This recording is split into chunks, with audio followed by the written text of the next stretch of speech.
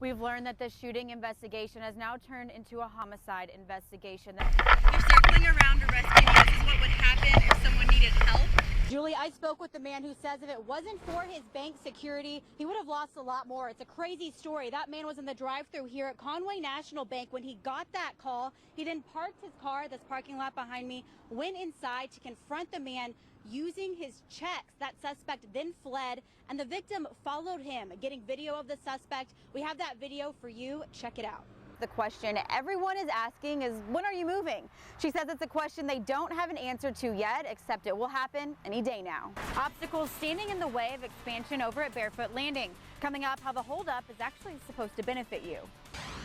If you're local here, you visit often, you know that this stretch of Highway 17 behind me at Barefoot Landing is a place that you avoid during the summer months. And actually the turn lanes here are at a failure classification level. Cleaning up the roadways is just as important as cleaning up the beaches. Believe it or not, tomorrow when they do their beach sweep, it's going to be all about these trash cans and filling them up. And I spoke with organizers of the event, and they say, you know, it's great to clean up your beaches, but it's also a reminder, it's a way to hang out with your community, take some pride in where you live. This pier right behind me has a long history with storms. Back in the 50s, it needed to be rebuilt after Hurricane Hazel blasted through, and then with Hurricane David in the 80s. While our meteorologists say that this won't be a grab and go this time, it'll be a good test run, especially if you live in a flood-prone area. That's exactly what it does. And when that ordinance was first going through council, Withers Alley and where I'm at now, Withers Drive, were two main areas of concern. The city council is really taking charge to clean up Myrtle Beach to make it more desirable for visitors and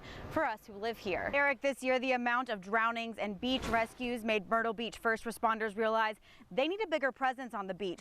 Well, you're actually getting to see Myrtle Beach Fire Department in action. First responders have decided that they need to beef up the beach patrol on our beaches.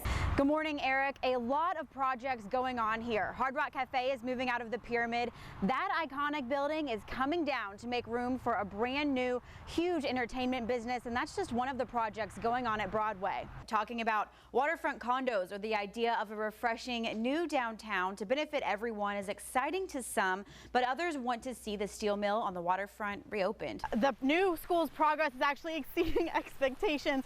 Don't forget your rain jackets today, guys, because it just started downpouring out of nowhere. But anyways, it's exceeding the construction expectations of school officials. Theo, these are families that are working hard to help themselves. There are 17 families in the Habitat for Humanity program right now going through the process to earn their home. And the two groups are the Coastal Conservation League, or CCL, and the Horry County Citizens for the Paving of International Drive. Now, here's the road here. You can see where they've started the road work. They've started clearing it, no paving yet. But CCL battled the paving for environmental reasons for years. Filled more than half of its vacancies. Yes, 14 spots to be a Myrtle Beach police officer are now taken, but there are 9 more left going into October. The size of this class is being credited to the recruitment efforts over at Myrtle Beach PD and the future of the department when it comes to how to keep these officers. Myrtle Beach Police spokesman Lieutenant Joey Crosby says recruitment officers attend career, military, and college functions to look for candidates who have histories or do well with police initiatives beyond the badge, like youth involvement and volunteer activities. Lieutenant Crosby says strategies to keep the officers already here have included a department-wide raise last year and this July, a bonus referral incentive, as well as a back-to-school reimbursement program. But he says it's the technology playing the biggest role in recruiting and retaining. So a lot of the younger officers want to know, what is your CSI program like? Things such as the cameras that we've installed around this city, the license plate readers, all those are encouraging steps that younger officers are seeing that we're moving forward in the technology realm. Lieutenant Crosby says the department's 2 newest pieces of technology aren't hurting the recruitment process either. The department has received new sonar equipment this year, and they also have a drone, but they haven't been able to use either yet. Want to get on it? Turning the stop into something sweet. Oh goodness, I got chocolate on my hands. To look forward to. We are not only rocking the stop, but we showing positivity, giving them something to eat, and just giving them a boost to have a good day. In a community recently rocked by juvenile crime, Alfreda Funny and friends. My circle is very small, but we do big things. decided to start Rock the Stop to reach the community's most vulnerable. Me and Reverend Swift are out here rocking the stop. Facebook. And they do more I love giving hugs in the morning. than what the eye can see. Confidence building card, like goals. So we're going to have the kids write down their goals down, and we're going to work with them, build those goals through the whole school year. Building community relationships, holding the kids accountable for going to school. Have a great day. Expanding friend zones. It's important to show the kids that the community is behind them. We want them to stay in school. We want them to stay positive, get good grades. And when they're finished, then let them know that we're here to support them in the beginning and to the end as well. A bus stop hoping to prove that doing things a different way for students Bye, high schoolers. can sway That if you can touch one person, that it'll take care of the rest. a change of tune. Organizers thought of this idea in July. They were only going to do it Wednesday, the first day of school, but they've continued to do it since, and clearly they have no plans on stopping.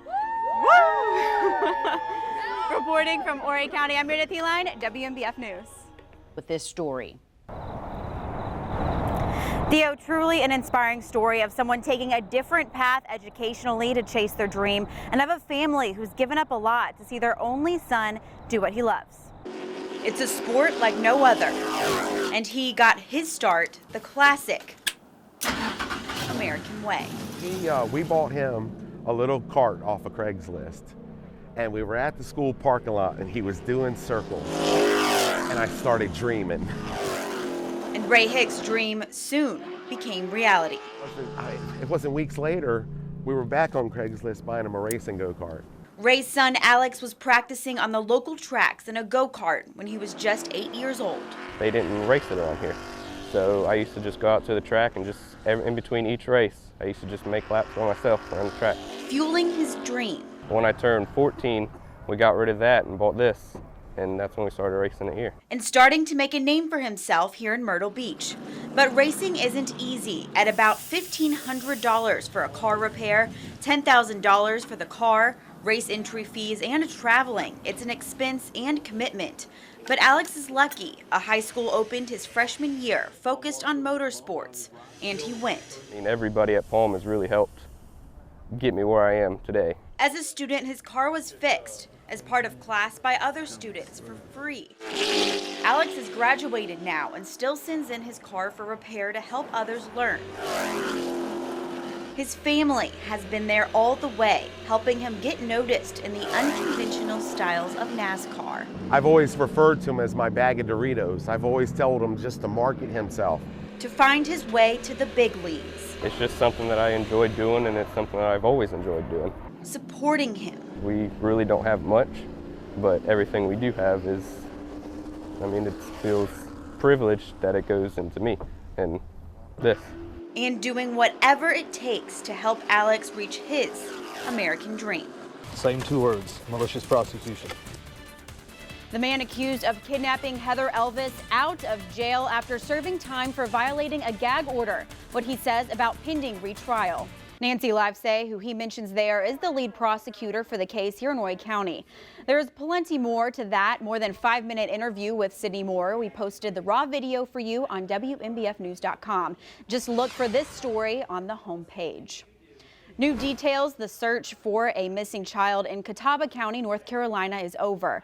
11-year-old Emily Dowdle is safe this morning. She was found last night after she walked out of a wooded area.